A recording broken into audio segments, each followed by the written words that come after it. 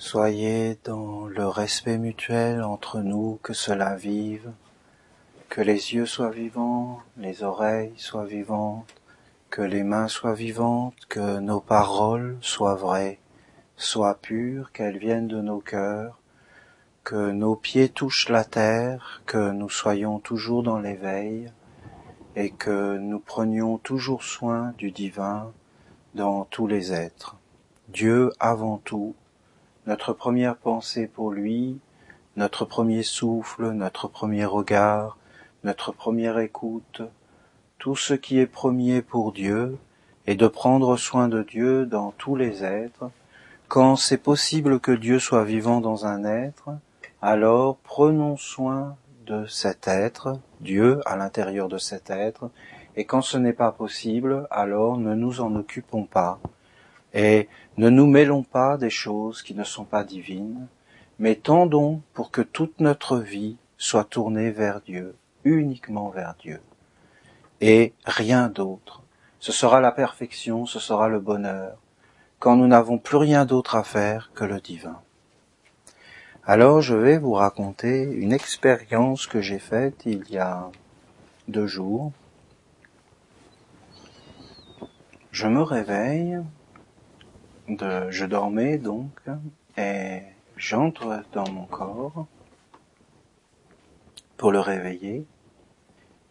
Et voilà qu'en rentrant dans mon corps, je m'aperçois que la montre que j'ai au bras, au poignet, est reliée à des entités, à des forces, à des intelligences sombres. Alors, au début, je suis vraiment étonné, et je me lève dans mon lit, et je commence à méditer, pour essayer de comprendre ce que je viens de voir.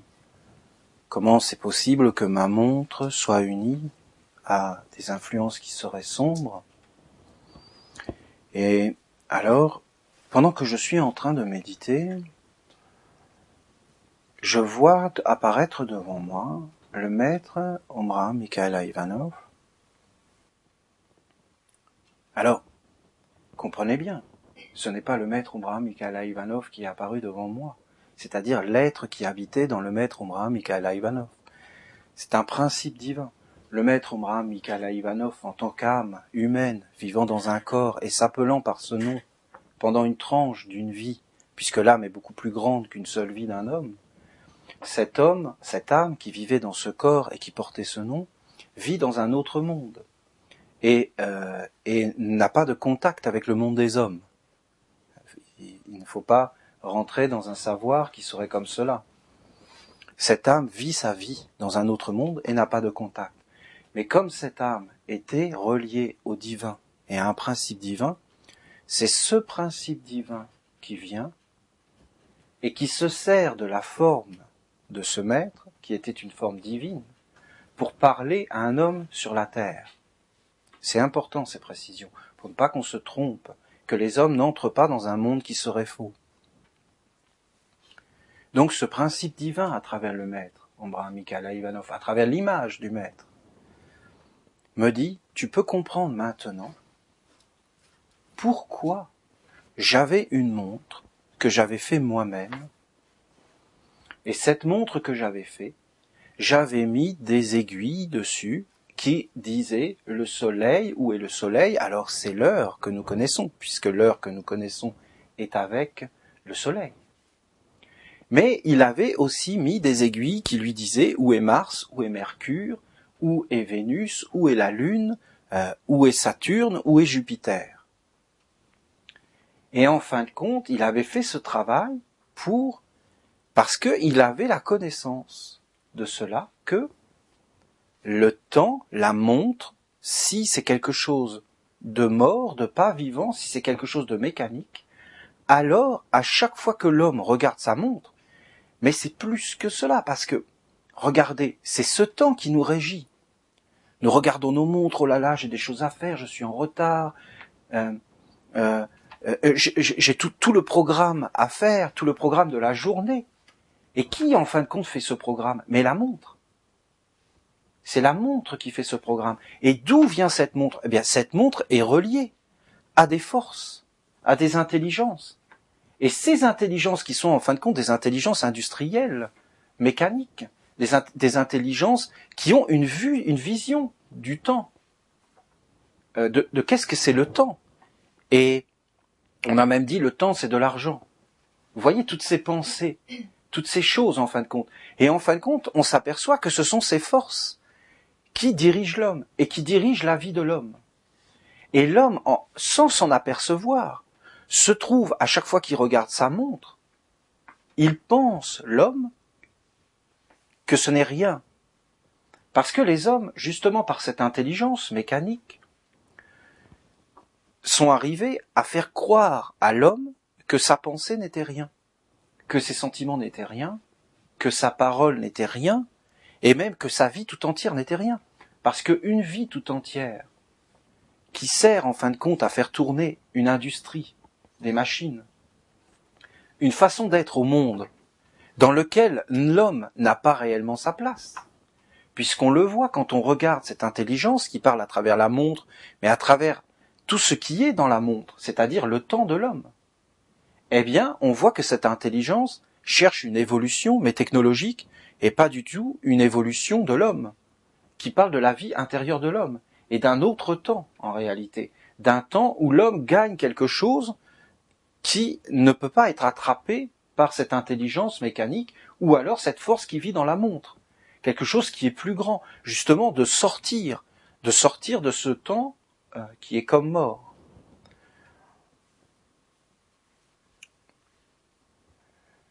Vous voyez là la vie d'un maître qui a des connaissances et qui met dans sa montre des éléments qui vont lui rappeler que le vrai temps, la vraie pensée doit être unie au cosmos. Mais c'est tellement loin des hommes, c'est-à-dire au cosmos et surtout au système solaire.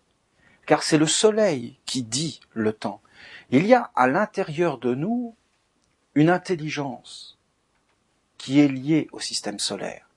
Et il y a à l'intérieur de nous une fausse intelligence, c'est difficile à expliquer, qui est liée à la montre, qui est liée à ce temps où on court tout le temps, à des activités qui sont vaines, c'est-à-dire juste pour gagner de l'argent, ou alors juste pour manger, ou alors juste pour avoir du bon temps, ou alors juste pour avoir ce que l'on voudrait avoir.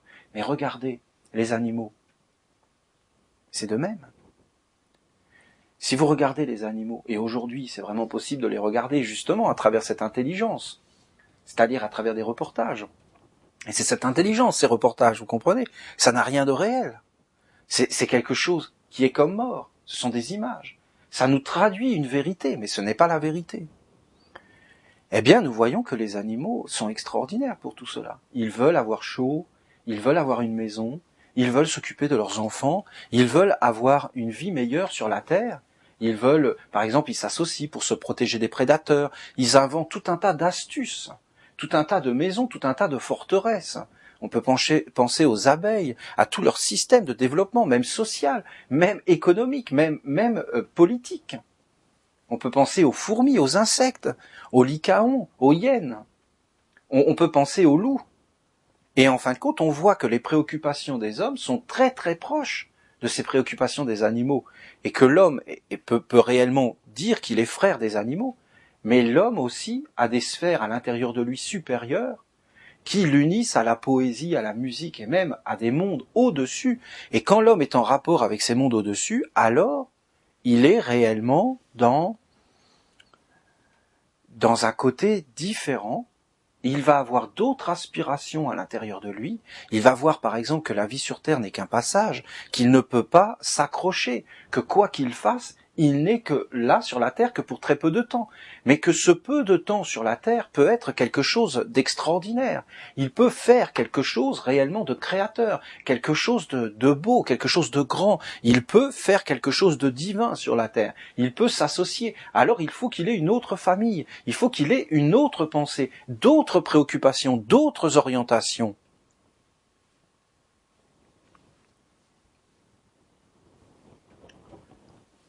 Je vous dis tout ça, j'étais vraiment étonné de cette montre. Je me suis aperçu que quand j'étais jeune, je le savais parce que je refusais de porter des montres quand j'étais jeune. Je vous déconseille de vous réveiller avec un réveil. Je vous déconseille fortement. Et je vous déconseille de vous réveiller surtout avec un réveil électronique. Avec ce petit bip électronique. Je vous déconseille d'avoir un réveil pour vous réveiller. Ce sont des mauvais signes en réalité. Aujourd'hui, tout ça, c'est une facilité parce que nous rentrons dans un système et nous nous engouffrons dedans et nous nous rendons pas compte, nous, à notre petit point de vue, que nous sommes un être humain, qu'en réalité, c'est des millions et des millions d'êtres qui sont rythmés à ces rythmes tellement puissants qui enferment la pensée en réalité et qui l'attrapent. Parce que c'est bien de ça dont il va falloir parler, c'est-à-dire de la réalité des pensées. Et regardez par exemple, quand ils font le changement d'heure pour gagner de l'argent, faire des économies d'énergie, ceux qui ont réellement un problème, ce sont les vaches. Parce que les vaches, allez leur expliquer aux vaches qu'il y a un changement d'heure pour faire des économies. Ils ne peuvent pas comprendre, les vaches. Et donc les agriculteurs, ils sont obligés de se lever toujours à la même heure. Et de garder quoi? Mais les rythmes du soleil. Regardez, puisque je parlais des animaux, comment font les animaux? Est-ce qu'ils ont des réveils? Est-ce qu'ils ont des montres? Les oiseaux migrateurs et toutes ces histoires-là. Et comment les animaux savent ce qui est bon pour eux et ce qui n'est pas bon?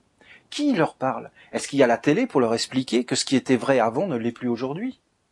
Est-ce qu'il y a des modes? Est-ce qu'il y a ces informations? Ils sont en contact direct avec une intelligence qui est à l'intérieur d'eux. Et quelle est cette intelligence? Eh bien, c'est le soleil.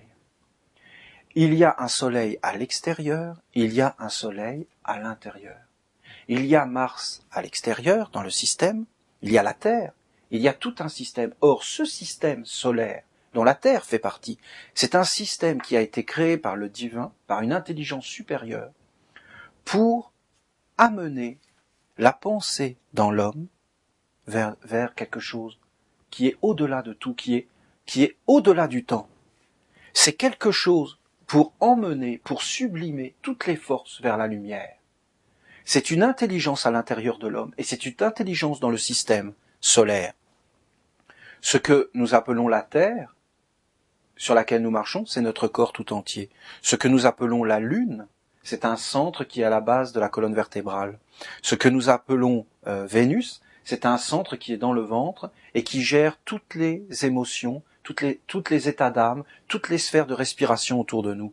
Ce que nous appelons Mercure, c'est une intelligence qui est en dessous du plexus solaire, un centre, et qui en réalité gère toutes les pensées et toutes les communications, toutes les paroles. Ce que nous appelons le Soleil, c'est un centre dans la poitrine qui est merveilleux et sublime et qui règle toutes les communautés, tout ce qui est dans la communion, tout ce qui est ensemble, quand on est avec les autres, c'est-à-dire la totalité, quand on englobe le tout à l'intérieur du cœur, quand on est dans l'amour, quand on est dans le côté communautaire, quand on commence à prendre soin, quand on commence à devenir vraiment un être dans la lumière et qu'on n'a plus aucune peur, et qu'on est prêt, en fin de compte, à aller vers le grand et avoir donc de grandes responsabilités.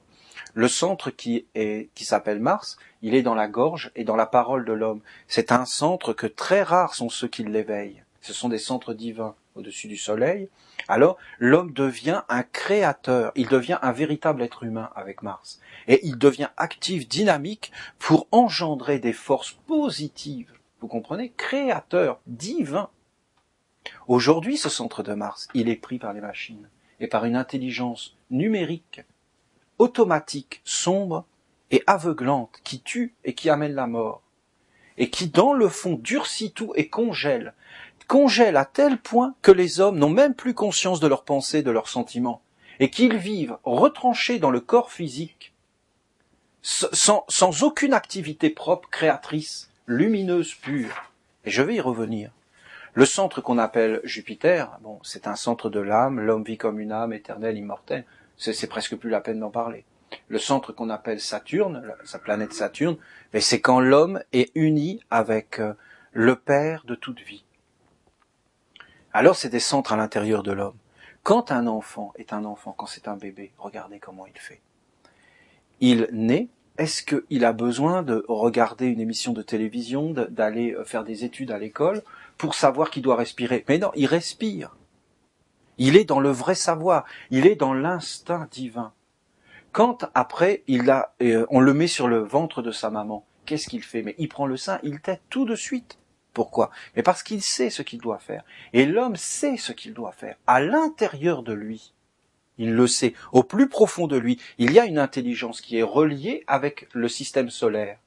Et quand l'homme est dans cette intelligence instinctive du système solaire à l'intérieur de lui, et qui vit avec les rythmes de la nature à l'extérieur, de la nature à l'intérieur, c'est-à-dire la vraie nature, conformément à son être, sans aucun mensonge, avec une grande pureté, avec une grande écoute, avec une grande clarté, alors l'homme sait exactement ce qu'il doit faire. Il n'a besoin d'aucun diplôme, car être un homme, ça suffit. Et d'avoir le corps d'un homme, ça suffit pour être digne de marcher sur la terre.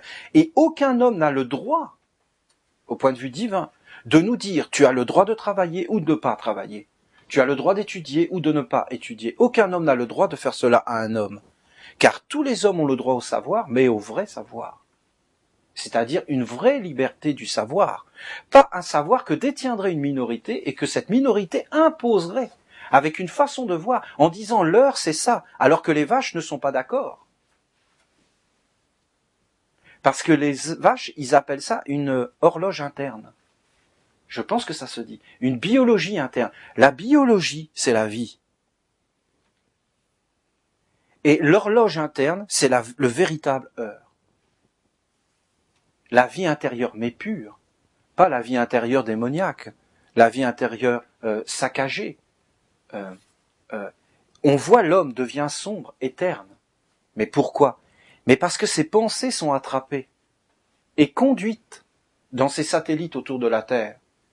Regardez, on a saturé la Terre de satellites et on a saturé l'atmosphère d'ondes radio, d'ondes visuelles. Nous allumons une radio ou un téléphone dans n'importe quelle partie du monde et nous captons. Ça veut dire quoi? Ça veut dire que nous sommes à l'intérieur de ces forces sans arrêt et que ces forces sont tout autour de nous et que ces forces en réalité s'impriment à l'intérieur de nous et que l'homme, en entrant dans ces forces par une magie tellement puissante, parce qu'elles sont toutes là autour, mais même visibles, l'homme croit à ça. On ne peut plus accepter aujourd'hui un monde sans technologie. On ne peut pas l'imaginer. Regardez, quand nous regardons nos pensées, nous avons une foi aveugle dans la technologie.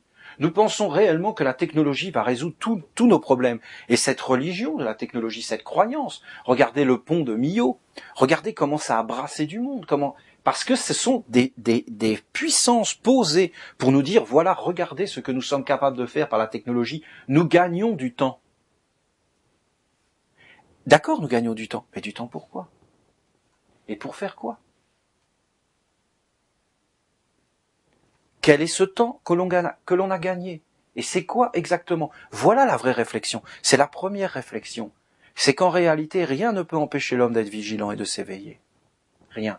Tout ce qui endort l'homme et le conduit dans une espèce d'hypnose, de croyance, et qui l'enferme, et qui le vole en réalité, et qui vole toute sa lumière, doit être regardé avec clarté. Et tout ce qui éveille l'homme et le conduit justement dans une biologie interne, dans une horloge interne, dans une union avec son être à l'intérieur de lui, dans la pureté de ce qu'est l'homme à l'origine, car l'homme à l'origine est pur, le corps de l'homme est pur, il n'y a rien de mauvais ni dans l'homme, ni dans la nature. Après, il y a des pensées qui viennent là, qui se faufilent, et qui nous font croire, et qui nous font dire « cela est mauvais », qui nous disent « cela est désirable ». Mais cela est désirable pour qui et pourquoi? Et qui peut amener cette lumière, ce savoir? Eh bien, c'est la vie intérieure de l'homme, en contact avec ce qui est en lui instinctif, c'est-à-dire les instincts. À la base, il y a les instincts, et à la base des instincts, il y a le divin. Et si l'homme rentre sa pensée dans ses instincts, il trouvera le divin. Alors, il verra le chemin de la sublimation, le chemin de grandir, le chemin de devenir un homme, d'être un enfant et de devenir un homme. Et en réalité, ce chemin, c'est le système solaire. Tout entier. Alors, l'homme s'unit avec des forces divines. C'était quoi? C'était quoi cette vision de voir que ma montre était reliée à des forces sombres? Mais comment c'est possible? Mais c'est très simple.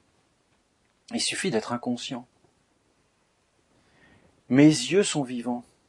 Je suis vivant. De moi se dégage une énergie, une force. Ma pensée est réelle. À chaque fois que je regardais ma montre, inconsciemment, j'étais absorbé. Ma pensée, mon énergie était absorbée et je donnais de la force à un espèce de système qui devient tout puissant et tu rentres dedans et en fin de compte tu lui appartiens. Et après ce système te fait faire des choses que toi, tu ne voulais pas faire mais tu ne le sais même pas. Et en fin de compte, c'est pour ça que tu es malheureux. Il faut bien regarder que dans la vie, s'il y a quelque chose qui ne va pas dans la vie, ça vient de toujours de la pensée et de l'énergie. L'énergie suit la pensée, l'âme suit la pensée. Tu as des pensées erronées, le malheur vient dans ta vie. Tu as des pensées conformes à l'ordre céleste, aucun malheur dans ta vie. Aucun. Pourquoi? Parce que ton âme dans le corps, je ne parle pas de l'âme divine, l'âme dans le corps suit la pensée. Mais avec puissance. Est-ce que c'est mal? Mais imaginez que ce ne serait pas le cas. Mais nous ne serions pas des hommes. Nous sommes des hommes, nous avons ce pouvoir créateur sur la terre, il faut assumer ce pouvoir jusqu'au bout. De dire qu'il n'y a pas de piège sur la terre, mais c'est une philosophie infantile. Pour rendre les gens trépanés, sans penser. Non, tu n'as rien à craindre, mais bien sûr que tu as à craindre. Tu as à craindre, dans la vie, il y a des bêtes sauvages, il y a des pièges. Et ces pièges sont utiles, pourquoi? Mais pour éveiller la pensée, pour que tu penses. Pour qu'en réalité, tu comprennes le chemin du système solaire à l'intérieur de toi. Tu dois mettre en place tous tes centres. Alors, même la médecine reconnaît ce que je dis. Ils appellent ça un dérèglement hormonal. Et un dérèglement hormonal, ça veut dire un dérèglement dans tout le système planétaire, à l'intérieur de l'homme, les glandes endocrines, qui sont liées aux planètes, et ainsi de suite. Eh bien, qu'est-ce qui se passe? Eh bien, des maladies. Mais même des maladies nerveuses, des maladies mentales, des maladies physiologiques dans le corps, physiques, des maladies physiques. Pourquoi? Mais parce que la pensée fausse engendre une perturbation dans ce système harmonieux, et qu'à partir de ce moment-là, eh bien, il y a un désordre qui se produit, et quand un désordre se produit, c'est la maladie qui arrive. La maladie est toujours le signe que l'homme ne s'est pas uni avec le divin. Quand vous regardez la pensée dans l'homme, vous voyez plusieurs sortes de pensées. Il y a d'abord les premières pensées, je vous dis, c'est-à-dire l'instinct. L'instinct est une pensée divine. L'instinct, à la base, c'est Dieu dans l'homme. C'est l'instinct qui dit à la vache quelle heure il est. C'est l'instinct qui dit aux oiseaux où est-ce qu'ils doivent aller. Et ils sont en accord avec un ordre. C'est l'instinct qui dit aux arbres la direction qu'ils doivent prendre pour pousser. Vous imaginez un arbre qui déciderait de pousser vers le bas? Donc, c'est idiot de dire ça, mais c'est ce que fait l'homme. Vous avez cette pensée instinctive, c'est très bon. Ensuite, vous avez des pensées qui sont venues dans l'homme et qui ont été greffées dans l'homme. Ce sont des pensées qui ont conduit l'homme dans l'erreur. Ce sont des mauvaises pensées. Ces mauvaises pensées sont venues dans l'homme il y a très longtemps. Et les hommes les ont portées, c'est-à-dire une pensée héréditaire. Les hommes ont porté ces pensées de famille et de génération en génération. Par exemple, les bigoudènes, ils boitent. Les bigoudènes boitent. Et ils ont un problème de la hanche. Et vous voyez souvent des bigoudènes avec des cannes. Au début, j'avais cru que c'était pour battre leur mari, parce qu'en Bretagne, ça rigole pas. Mais non. C'est parce que, en réalité, elles ont un problème de hanche, et c'est reconnu maintenant. Ils appellent ça l'ADN, ou je sais plus trop quoi, la génétique. C'est-à-dire qu'ils ont repéré une gène de la bigoudène. Donc les bigoudènes ont une gène, les Bretons doivent être contents. Vraiment, ils seront indépendantistes jusqu'au bout. Et donc, les bigoudènes ont une gène qui fait, en fin de compte, que elles boitent. Mais c'est une pensée, à la base. C'est une alliance qui se sont transmis de vie en vie. Vous comprenez la vision? C'est pas une machine. L'homme n'est pas une machine. L'homme est un être spirituel dans un corps. Le corps lui-même de l'homme est spirituel. C'est la pensée qui dirige tout ça. Une fois que la pensée entre dans le corps, mais allez l'enlever. Là, les problèmes arrivent. C'est terrible. Ça se transmet de génération en génération. Une fois que la pensée entre dans les sentiments, mais allez enlever tout ça. Allez l'enlever. Une fois que la pensée entre dans les habitudes, mais allez changer une habitude. Allez changer un état d'âme, une sphère respiratoire. Allez changer une couleur dans l'œil d'un homme. Il voit le monde de cette façon-là, rien ne le fera changer, seule la mort. Il faudra qu'il se réincarne. Ou alors des expériences de douleur intense, où il sera obligé d'arrêter, de voir ça. C'est la chose la plus dure au monde, c'est de se transformer, c'est d'arriver à être clair, d'arriver à voir clair. Et c'est la pensée. Cette pensée héréditaire fait que... Moi j'ai vu dans des familles où le père, la mère ou qui que ce soit étaient des alcooliques finis, les enfants étaient battus. Vous voyez ? Vous vous dites dans votre tête, ils voyaient des choses horribles, vous vous dites, ces enfants-là quand ils seront plus grands, ils boiront pas. Parce qu'ils auront assimilé la leçon, que c'est vraiment destructeur. Eh bien, c'est paradoxal, ces enfants souvent deviennent des alcooliques, et en fin de compte font la même chose avec leurs enfants. Ils reproduisent le même schéma. Pourquoi ? C'est pas logique, vous comprenez ? Il n'y a pas de sagesse qui est rentrée. Ils ne peuvent pas faire autrement, et pourquoi ? Mais parce que ce sont des pensées automatiques, inconscientes. Ce sont des schémas de pensée qui vivent dans l'homme. L'homme, maintenant, a ce schéma de pensée que l'avenir sera technologique. C'est quelque chose qui est colossal dans l'humanité, et quoi qu'on fasse, on ne peut pas l'empêcher. Parce que c'est là. Qu'est-ce qui peut empêcher ça ? Il faut que l'homme entre dans la pensée qui est consciente, voire semi-consciente. La puissance, où elle est dans la pensée inconsciente et automatique. Qu'est-ce que c'est un maître ? Qu'est-ce que c'est un élève ? Un élève, c'est quelqu'un qui sait qu'il y a un chemin. Alors il se dit, je dois m'éveiller et je dois me transformer. Par exemple, quelqu'un qui apprend le violon. Il sait que c'est possible d'apprendre le violon et il commence, ou la guitare. Eh bien, il sait que c'est possible, il commence, il met des forces en action, ce sont des pensées à la base. Et quand il est un maître, il ne pense plus. Et il joue automatiquement de la guitare. Comment c'est possible ? Il a créé un être à l'intérieur de lui qui est un être instinctif, qui sait et qui agit en harmonie. Vous comprenez ? Il est en accord avec lui-même. Mais qui est cet être ? C'est un être créé. Il peut transmettre cette passion à des générations futures. Est-ce que vous comprenez comment ça marche ? Ce sont des secrets. La maîtrise absolue, c'est l'inconscience.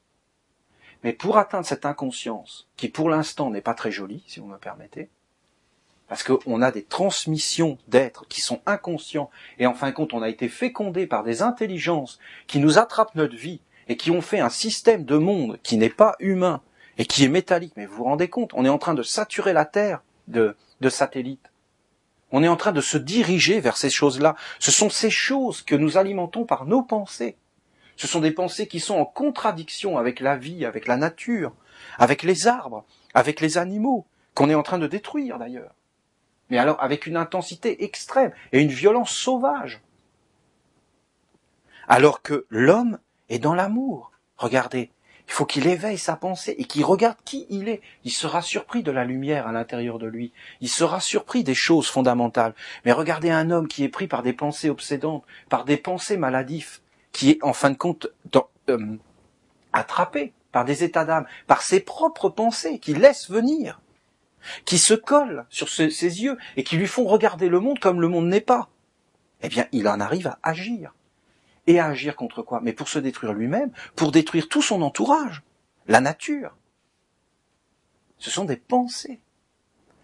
Tellement je voudrais vous montrer, parce que je l'ai vu, moi, ce que je vous dis. Je suis réellement entré dans ma montre.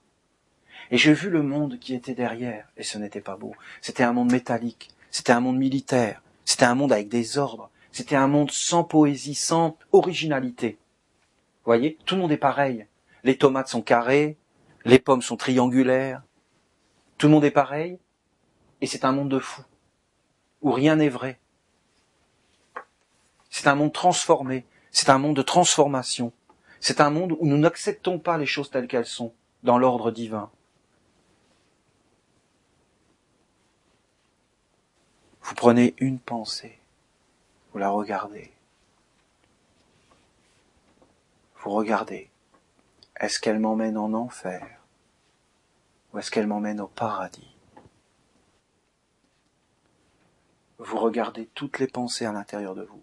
Vous regardez les pensées. et vous dites, derrière chaque pensée, il y a un monde. Tout ce que vous voyez, ce sont des pensées matérialisées. Ce sont des pensées qui ont été pensées. Tout ce que vous ne voyez pas encore, et qui vit que comme pensée, c'est l'avenir. Ce que les hommes font avec leurs yeux, ce que les hommes font avec leurs mains, ce que les hommes font avec leurs oreilles, ça s'appelle l'avenir. Vous regardez ces choses et vous voyez. Il y a une pensée automatique, semi-automatique, c'est pas des armes, qui conduit l'homme dans la sombrité. Je sais que ça va faire rire certains ces mots, mais moi ça me plaît. J'ai le droit d'inventer des mots, moi je suis plus qu'un académicien, voilà ce que je dis. Dans la sombrité. Parce que c'est un mot qui parle. Moi je suis pour les patois. Et pour les mots qui parlent et que tout le monde comprend. À partir du moment où on comprend un mot, pourquoi on ne l'utiliserait pas? Qui conduit l'homme dans le terne. Son visage devient terne, ses gestes deviennent ternes. Il commence à regarder vers le bas, il commence à être submergé, il commence à en avoir marre de tout, il commence à ne plus savoir parler. On perd le sens de l'amour, on perd le sens des choses simples, on perd le sens des fleurs. On ne peut plus accepter sa vie sur la terre, on ne peut plus accepter la mission dans laquelle on est. Eh bien, on est relié à des forces sombres. C'est un critère absolu. Et quand on commence à devenir joyeux, léger, parce qu'on est en communion avec un autre monde qui agit sur nous et qui vient sur nous, eh bien, ça veut dire qu'on commence à être dans l'amour, dans la lumière, dans la créativité, dans la beauté. C'est qu'on est en accord avec l'être à l'intérieur de nous et qu'on est relié par la pensée avec en réalité un autre monde qui est un monde supérieur où tout est léger. Et vous pouvez même le voir, ces régions. Puisque moi, quand j'étais en Grèce, il y a des centaines d'années, dans les mystères, et que j'ai été dans les mystères de l'Hadès, de la nuit et de l'enfer, et qu'il fallait rentrer dans ces mystères, que j'ai eu des visions à l'intérieur de moi, et que quand j'ai été voir le hiérophante et que je lui ai raconté mes visions, qui étaient des monstres métalliques, qui crachaient du feu, il m'a dit, ce que tu as vu, c'est l'enfer. Et en fin de compte, je me suis dit, voilà, l'enfer, c'est ça, ce sont des êtres qui sont des êtres surnaturels.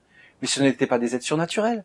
J'avais vu la Troisième Guerre mondiale, 39-45. J'avais vu le futur de l'humanité qui était déjà là, comme pensée.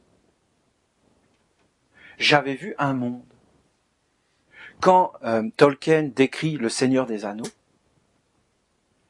il décrit réellement un monde qu'il a vu alors qu'il était dans les tranchées de 14-18, en train de se tirer dessus. Il a vu un monde dans ce qu'il vivait et il l'a décrit. Eh bien, est-ce que ce monde existe au cinéma? Est-ce que ce monde existe dans les tranchées à Verdun et tout ça? Non, ce monde existe avant tout dans la pensée. Pourquoi il y a des hommes qui n'ont jamais été dans ces endroits-là? Alors qu'il y avait la guerre, eux ils étaient tranquillement à Hawaï, en train de faire du surf.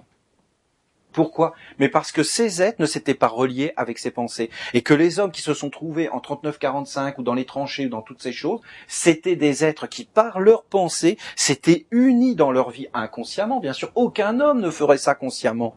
Mais ils s'étaient unis comme moi je regardais ma montre. C'est des bêtises. Eh bien, je suis uni avec un monde.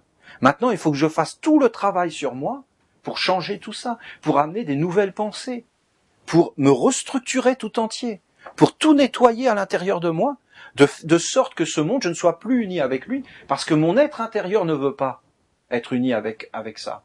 Alors je dois être conforme. Et si un homme veut être uni avec ça, qu'il soit uni avec ça. Il se retrouvera comme un troll ou un urukai, et il sera cela. Il sera là-dedans. Et il vivra cela. Et après, qu'est-ce qu'on pourra le plaindre? Est-ce que ce monde existe? Mais il existe en ce moment même dans les pensées. D'où la nécessité absolue de regarder à l'intérieur de soi. D'où viennent nos pensées? Mais c'est pas nos pensées, c'est carrément la terre sur laquelle nous sommes posés. Notre vie quotidienne. Nos orientations. Est-ce que c'est nous qui avons mis nos orientations? Ou est-ce qu'on se les a fait mettre par nos parents, nos grands-mères, la société tout entière? Ça ne veut pas dire que c'est négatif. Je ne dis pas que c'est négatif. Je dis qu'on doit savoir c'est qui exactement qui passe à travers nous, qui regarde à travers nous, qui pense à travers nous. Et qu'on doit s'associer avec des mondes qui sont en accord avec ce que l'on est au plus profond de nous et que le guide, ça doit être la joie, le bonheur, les fleurs, les arbres, tous les animaux sympathiques, et pas du tout les hyènes, ou toutes ces choses, qui pour moi, par rapport à ma sensibilité, ne sont pas des animaux sympathiques. Si des hommes veulent être en harmonie avec les hyènes, parce que c'est leur nature profonde, qu'il y soit. Je ne vois pas de problème. Il n'y a pas de chose supérieure à d'autres. Chacun doit choisir la vie qu'il doit mener, mais ça doit être en tout état de cause. Aujourd'hui, tout le monde est en train de s'enthousiasmer devant toute cette technologie. Or, je vous dis, c'est profondément dangereux. Les hommes vont devenir passifs, ils ne vont plus rien faire. Je vous ai parlé du centre de Mars. Eh bien, qui agit à travers ce centre? Et qu'est-ce que font tourner les hommes à travers toutes leurs activités sans arrêt répété? Un grand bruit pour rien. Alors que nous avons besoin d'un grand silence et d'un grand calme et d'une grande immobilité pour en fin de compte amener quelque chose de vraiment beau et de restructurer toutes les relations des hommes. Nous devons tout guérir, nous devons repartir à zéro. Et tout guérir dans les relations et mettre les vraies valeurs à leur place, c'est-à-dire la vie intérieure de l'homme et les rapports entre l'homme, la nature, les autres, toutes les créatures et le divin en tout, le lumineux, le pur en tout. Et ce lumineux ne doit pas être dicté par un homme, par une communauté d'hommes. Ça doit être relié intérieurement à la source première de l'instinct dans l'homme, de la pensée dans l'homme, qui doit aller directement vers le haut. Et on doit pouvoir en communiquer et dialoguer pour se mettre d'accord, parce que la vérité est au-dessus de tous. Et en fin de compte, la vérité se donne à tous, comme la vie. La vie est vérité. Si un homme n'a pas Dieu, il n'est pas dans la vérité d'être un homme. Si ça ne veut pas dire que je retranche les aveugles, comprenez, mais il est handicapé. Qu'est-ce que vous voulez? Est-ce qu'il va développer d'autres sens? Est-ce que cela est bon pour lui? Bien sûr que tout est bon. Mais je vous dis que la perfection pour un homme, c'est d'avoir des yeux. Est-ce que des hommes qui n'ont pas eu Dieu ne sont pas devenus meilleurs? Comme par exemple, on peut penser à Ray Charles, qui a fait de la musique, qui était un homme exceptionnel et qui était aveugle, et qui a emmené les foules dans ses rêves à lui, et qui a amené plein de belles choses sur la terre. Donc je ne dis pas qu'un homme handicapé n'est pas un homme, mais je dis que ce qui serait beau, c'est un Ray Charles, le même, avec des yeux. Bon, ça c'est un idéal. Vous comprenez ce que je veux dire? La vérité, elle est pour tous les hommes, car tous les hommes sont semblables. Et si on en discutait réellement, on la découvrirait. Si on s'éveillait, si on analysait, si on n'était pas sectaire, enfermé, de vouloir faire triompher des idéologies, mais si on était vraiment dans l'amour, alors on verrait toutes ces choses. Alors si vous devez retenir quelque chose de tout cela, eh bien, c'est vraiment ça, que la pensée, c'est vivant. Que la pensée nous relie à des mondes. Expérimentez-le, vous le verrez. C'est tellement vrai. C'est tellement... C'est immédiat. C'est immédiat. La pensée vit autour de vous. La pensée vit à l'intérieur de vous. Le corps est un amalgame de pensées cosmiques. Tout est vivant. Tout ce que nous faisons a des répercussions dans l'avenir, parce qu'en fin de compte, ça attrape nos pensées. Et que nos pensées vivent dans des choses et dans des mondes. Si vous voulez avoir une pensée lumineuse, c'est plus dur que si vous voulez avoir une pensée sombre. Pourquoi? Mais parce que ce sont des lois de la physique. Le sombre tombe et le lumineux s'envole. Donc le lumineux est dans des régions plus hautes et le sombre dans des régions plus basses. Quand j'étais en Inde, à Rishikesh, vraiment j'ai compris beaucoup de lois. Parce que l'endroit où nous dormions était sur les montagnes. Et en dessous, il y avait la ville de Rishikesh. Et ce qui est très fort en Inde, c'est que tout est fort. Et que la ville de Rishikesh est vraiment une immondice de pollution et de crasse. Et que dans les montagnes, c'était vraiment pur. C'est pas vraiment à dire, hein, parce que je sais pas si ça existe vraiment en Inde. Mais c'était au niveau physique. Mais c'était vraiment mieux. Et on voyait le soir arriver une espèce de nuage sombre qui montait de la ville. C'était tous les gaz d'échappement qui comme avec la pression atmosphérique, commençaient à monter. On voyait les deux sphères. Une sphère atroce de bruit intense et de pollution énorme dans la ville, et dans les montagnes, quelque chose de plus léger, il y avait de l'eau qui coulait, il y avait beaucoup de choses. C'est la même chose dans la pensée. N'essayez pas de méditer à Rishikesh. Montez la montagne, allez dans les hauteurs et respirez. Et quand vous redescendez dans la ville, mettez un tuba, une combinaison spatiale, soyez un extraterrestre, soyez originaux, soyez ce que vous êtes. Il ne faut pas avoir peur d'être ce que l'on est. Il faut être vrai. Si on a des choses à les dire, il faut les dire. Si on pense des choses et qu'on en est convaincu, il faut dire à l'autre ce que l'on pense. Il faut jamais rien garder pour soi. De quelque chose à quelqu'un, il faut être honnête et vrai. Et si on a tort, il faut le reconnaître. Parce que si on a tort, et que d'un seul coup on a la capacité de décoincer quelque chose en nous qui est bloqué, c'est-à-dire le tort, et le tort, ça veut dire ce que ça veut dire tordre. Eh bien, si on est là-dedans, si on est tordu, et qu'on a tort, eh bien, si quelqu'un veut nous redresser, bénédiction. Toute la vie changée. Vous comprenez ? Enfermé dans des pensées mortes toute sa vie. Dans des pensées polluées qui nous relient avec un monde de destruction. Prenez de l'altitude dans vos pensées. Reliez-vous. Alors c'est difficile, je le reconnais. Parce que les pensées sombres aujourd'hui sont partout. Et elles sont envahissantes. Elles ne demandent l'autorisation à personne pour entrer. Elles rentrent chez vous et ça cache tout. Les pensées lumineuses doivent être accueillies et appelées. Elles ne rentreront jamais dans le corps d'un homme si celui-ci ne l'autorise pas. Elles ont plus de mal à s'installer dans l'homme parce qu'en fin de compte, ce n'est pas la sphère normale de l'homme. Vous voyez ?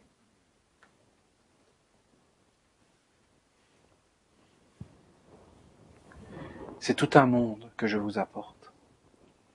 Un monde réel.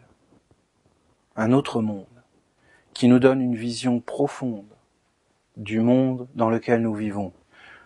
Il ne faut pas rejeter ce monde, il faut l'accepter, mais il ne faut pas le subir, et il ne faut pas être inconscient. Surtout, il ne faut pas être inconscient de tout ce que l'on est. C'est pas pour ça qu'on ne doit pas porter de montre. Vous voyez, moi j'ai gardé ma montre. J'ai gardé ma montre et j'ai un micro. Mais je ferai les choses... il faut mettre des pensées conscientes. Il faut savoir pourquoi on fait les choses. Où on en est. On peut très bien être faible.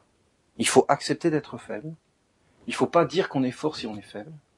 Et il faut être qui on est. Et il faut être en marche. Il n'y a personne de faible qui marche sur un chemin. Par contre, s'il n'y a pas de chemin, il n'y a pas de force. Il n'y a rien. Un chemin de fleurs, un chemin de montagne, un chemin de source, un chemin de la nature, car tout ce qui est beau est dans la nature. Un chemin de l'esprit, un chemin de l'amour, un chemin du respect, un chemin d'une vraie fraternité entre tous les êtres, un chemin avec des grandes idées, un chemin de labeur, un chemin de travail, un chemin où il faut être fort parce qu'il faut porter les charges, un chemin où il faut avoir un système nerveux blindé, un chemin où on a besoin de tout ce que Dieu nous a donné pour arriver au sommet en portant tout ce qu'il nous a demandé de porter.